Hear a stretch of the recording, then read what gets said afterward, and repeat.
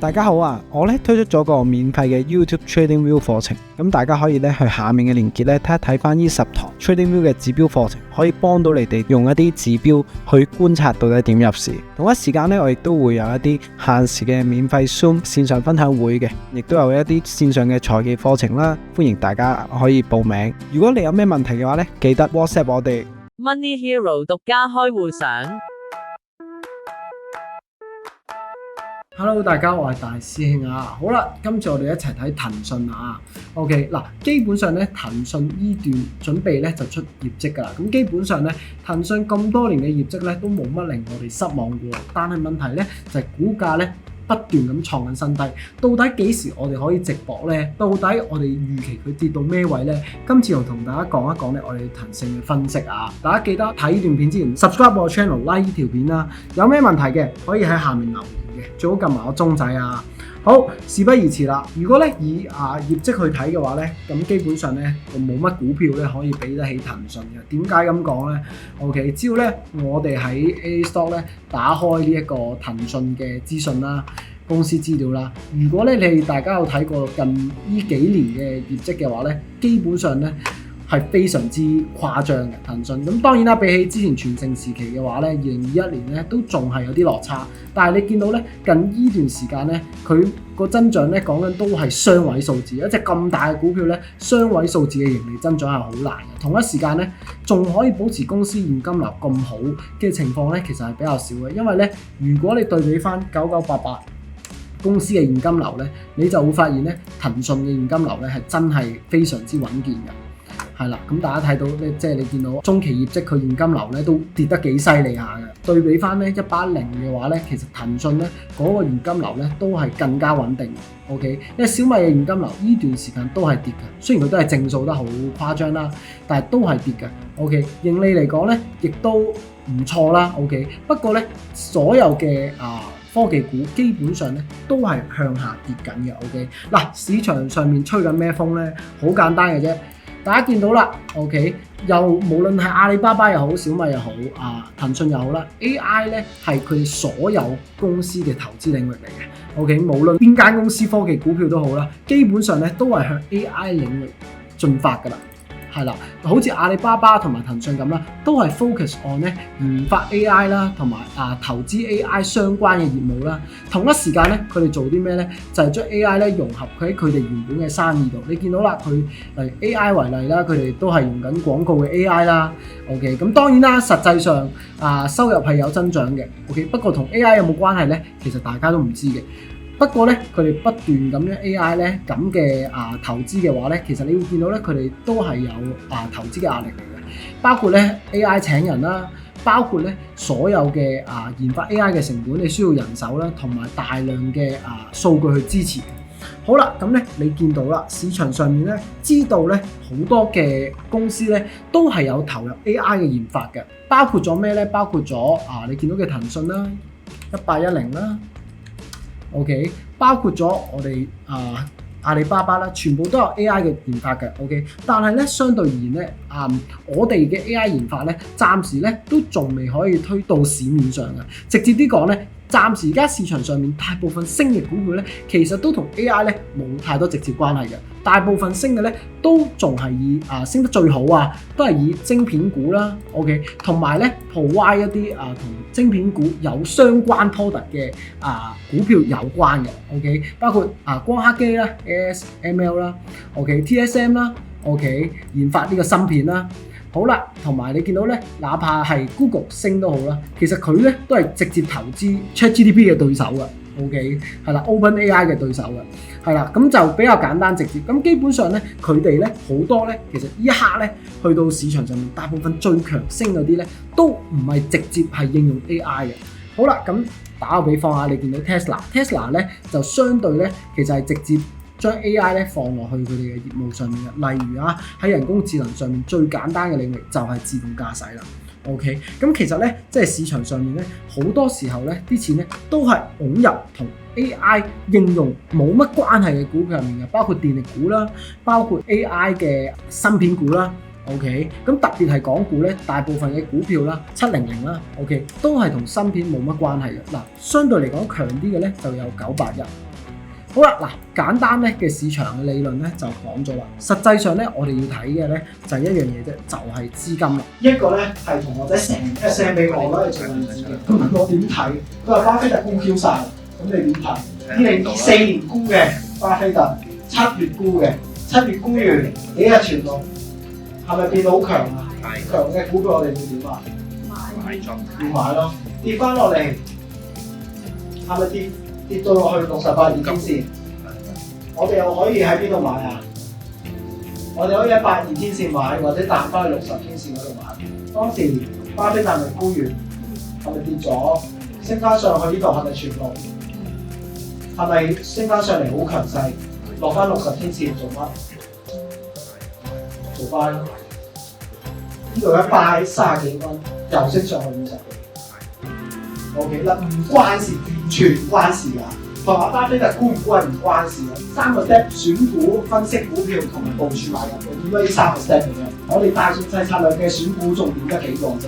就我哋唔睇任何嘅評論嘅，同埋我哋唔睇業績嘅。O.K. 新聞係最唔睇嗰樣嘢嚟㗎。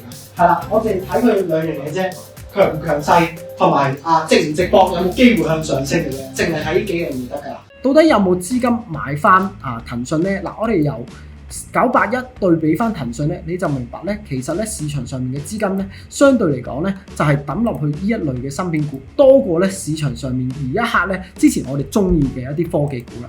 好嗱，我哋由低位拉到高位啊，你見到咧，其實咧中芯國際咧都係跌穿咗咧兩個最大嘅支持位嘅。呢兩個最大嘅支持位，如果我哋拉到嚟呢度嘅話咧，佢跌穿咗之後咧不斷跌，但係咧去到一個支持位之後咧，好快有一個反彈嘅趨勢。有咗呢個趨勢之後咧，亦都好快咧出現翻啲息率，企穩翻68二天線之上咧，就慢慢咧開始應該咧就越嚟越好噶啦。但相對而言咧，大家睇下700咧，我哋要知道咧睇翻之前嘅一啲價位嘅支持咧，就大概知道咧騰訊可以跌到邊度噶啦。好啦，簡單啲嚟講咧，去到呢一刻咧，我哋先睇下咧騰訊未來最高機率會跌到邊度。如果以一個大支持位嚟講咧，最少都要去到442蚊。OK， 甚或者如果再跌嘅話咧，可以咧跌到去之前更加大嘅阻力區420蚊呢附近啦。OK， 咁同一時間我哋睇一睇咧市場上面有冇資金流入去呢一個騰訊先。嗱，如果大家咧喺高位度拉到低位，你會發現咧其實都有資金流入騰訊嘅喎。OK， 喺邊度價位開始流入咧？如果以最近嚟講咧，510蚊附近咧，其實已經咧不斷有資金流入㗎啦。不過咧去到依刻就算510蚊嘅資金流入咧，都係唔及咧市場上面向佢抽走嘅公司嘅資金。OK， 所以去到呢度咧，我哋要先停一停特別如果你本身中意騰訊嘅話咧，我哋首先要停一停先，係啦，就唔好買入呢類別嘅股票啦。OK， 首先佢連跌都未 set 好未喺低位度部署OK， 同一時間我哋要跌咧，都起碼可能係440蚊啦。如果反彈嘅話咧，起碼都510蚊，我哋先留意。咁我哋睇翻981咧，就明白騰訊未來我哋如果要部署嘅話咧，要去到邊啦？嗱，我哋啱啱睇咗啦，如果支持位嚟講咧，我哋理論上咧去到呢一個位啦，同埋呢一個位即係51蚊啦，同埋47蚊就會有支持。咁調翻轉頭啦，如果我哋睇翻981低位有冇資金流入嘅話咧，我哋又係由高位拉落去。你會見到啦，相對嚟講咧，如果中芯國際嘅話咧，資金流入最多嘅就係61個9咁即係簡單啲嚟講咧，如果中芯可以喺呢一度不斷 settle， 都係企穩喺619蚊樓上嘅話咧，同一時間再企穩喺呢一個價位樓上咧，咁65蚊同埋62蚊樓上咧，咁基本上咧981咧就脫離咗險境噶啦。調翻轉咁你見到啦，同一時間9988呢一類嘅股票咧，開始都好似有啲跌停嘅趨勢咁我哋咧拉一拉，睇一睇你見到咧981最大嘅支持位就喺呢一個118蚊。好啦，當佢118蚊嘅時候，我哋再睇有冇資金流入呢一隻股票嗰度啦，你就會發現啦，有，不過咧都唔算係企得好穩嘅。好啦，特別係呢個位同埋呢個位，即係咧130蚊同埋136蚊呢兩個位，如果企唔穩嘅話咧，可能9988都仲要試落去跌翻落去。咁你見到啦，咁其他指標就完全唔使睇啦，一定係全紅啦。OK， 特別係700同埋呢個小米啦，就更加紅啦。好啦，所以咧我哋要做啲咩咧？去到依刻啊，好啦，首先我哋如果本身咧係留意住700嘅話咧，自己 set 翻個鬧鐘喺510蚊呢個位。如果一日未升穿510蚊咧，基本上咧我哋咧對於騰訊嚟講啦，或者騰訊個派系啦，包括3690都好啦，我哋都仲係咧要睇淡一啲，我哋先好入市嘅。OK， 同一時間啊，美股咧調翻轉頭啦，我哋咧就要考慮下咧，係咪將啲資金咧 push 落去美股嗰度啦？因為咧你見到啦，所有同美股 AI 相關附近業務嘅嘢咧，基本上咧今年都創晒新高得好誇張啦。OK， 特別係我哋上個禮拜啦買入嘅 TSM 啦。OK， 咁當然啦，唔夠 Intel 勁嘅 Intel 真係黐晒線。但係咧，你亦都見到啦，大部分嘅股票咧都係不斷咁樣咧創緊一個新高咁滯嘅。係啦 ，TSM 啦 ，OK， 係啦，包括LRCX 啦，包括Nvidia 啦 ，OK， 呢一類咧，就算哪怕 Google 啦，同 AI 冇乜太大關係嘅股票，其實呢一刻咧都係創緊新高嘅 ，OK， 咁所以咧，大家要知道咧 ，OK， 一旦咧呢啲股票咧有錢繼續入咧，呢啲就會繼續升噶啦，升到一日咧。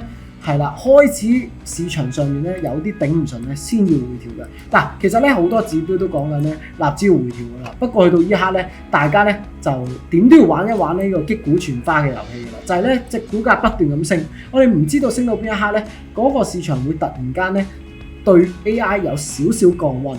係啦，去到嗰刻之前咧，我哋就要不斷咧係無論係港股又好啦，美股都好啦，不斷拉高嗰個指數，去降低自己個成本啊。OK， 好似 TSM 為例啦，我哋372蚊附近買啦，咁而家升咗10% 啦，我哋亦都要做咧，就係將個止損拉到去買入價，不斷咁樣拉高咧，去避免咧我哋中途一回調嘅時候咧，本身由賺變咗做蝕啦。今日大概講到呢一度啊，咁咧如果大家對於我哋嘅指標有咩問題，或者對於咧我哋點樣分析騰訊嘅問題嘅話咧，可以喺下面留言俾我哋啊，我哋下條片再講下唔同嘅內容。See you。